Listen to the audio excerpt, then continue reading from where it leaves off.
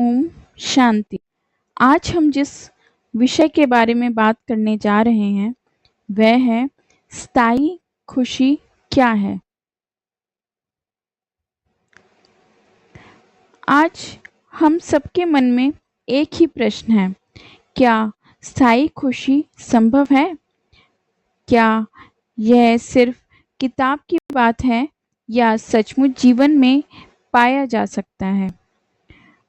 ब्रह्मा कुमारी का ज्ञान कहता है हाँ, स्थायी खुशी संभव है, लेकिन इसके लिए हमें दुनिया नहीं अपने आप को बदलना होगा।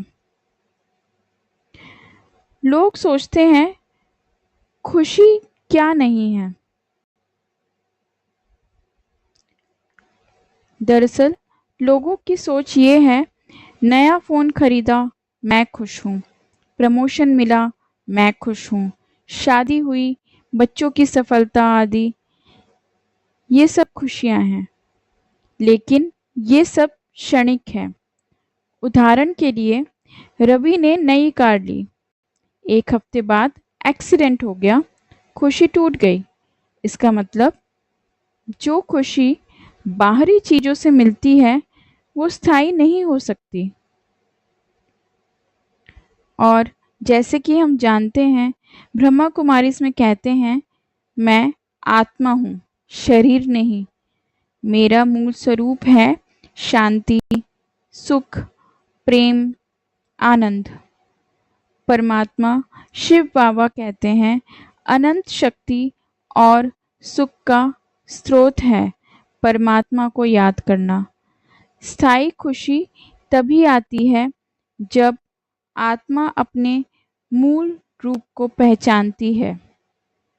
अगर हम बात करें आत्मा की स्मृति और खुशी का क्या संबंध है, तो ये कहना गलत नहीं होगा कि जब आत्मा यह भूल जाती है कि वह कौन है, तब वह दुखी होती है, दूसरों को दोष देती है, बाहरी चीजों में सुख खोजती है। यही भूल अस्थायी खुशी का कारण है। लेकिन जब आत्मा जागती है, याद आती है, तो स्थायी खुशी प्रकट हो जाती है। स्थायी खुशी के 4 स्तंभ हैं। पहला है आत्मज्ञान, यानी कि मैं कौन हूँ। दूसरा है परमात्मा की याद, अर्थात राजयोग का ध्यान करना, इसी के द्वारा हम परमात्मा को याद करते हैं।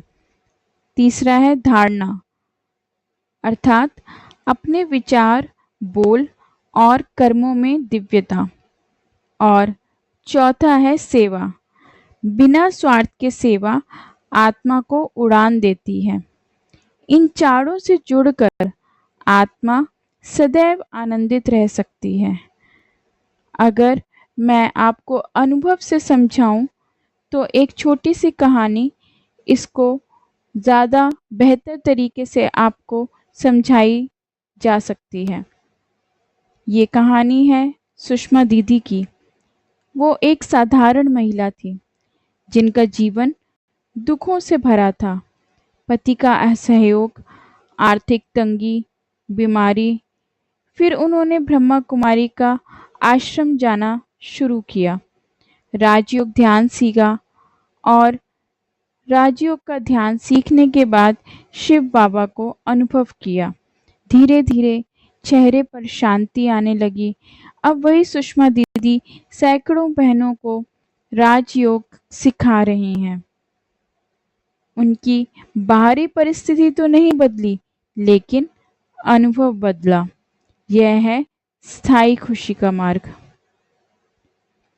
अगर हम देखें तो हम खुशी को कहाँ सोचते हैं, अर्थात ऐसी कौन सी जगह है जहाँ पर हम खुशी को खोजते हैं?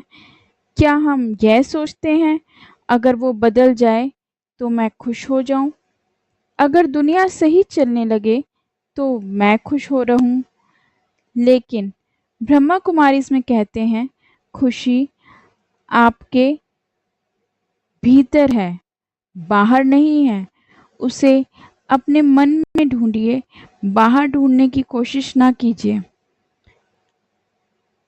इस खुशी को समझने के लिए आप 2 छोटे से अभ्यास कर सकते हैं। जैसे हर सुबह 5 मिनट खुद को याद दिलाइए, मैं आत्मा हूँ, शांति, प्रेम और आनंद मेरा स्वरूप है।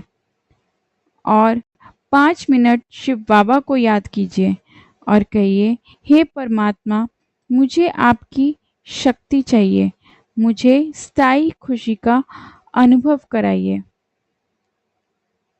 राजयोग का ध्यान स्थायी खुशी का एक साधन है। और राजयोग ध्यान क्या है? यह कोई मंत्र या जप नहीं है, ये परमात्मा से संबंध की अनुभूति है। आप इसका अभ्यास कर सकते हैं सुबह या जिस समय भी आपके पास समय हो। आप बैठ जाइए शांत होकर, आंखें बंद करें, मन में कहें, मैं एक शांत उज्जवल आत्मा हूँ, मैं शिव बाबा से जुड़ा हूँ, आनंद की शक्ति मुझ में भर रही है। यह अभ्यास धीरे धीरे आत्मा को स्थायी सुख में स्थिर कर देता है।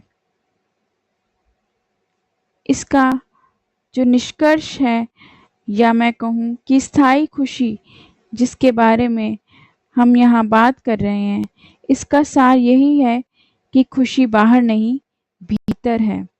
आत्मज्ञान और परमात्मा से संबंध से ही स्थायी सुख मिलता है। सेवा, धारणा और नियमित अभ्यास इसे सुदृढ़ बनाते हैं। स्थायी खुशी कोई संयोग नहीं है, यह एक चुनाव है और यह चुनाव हर आत्मा कर सकती है। ओम शांति।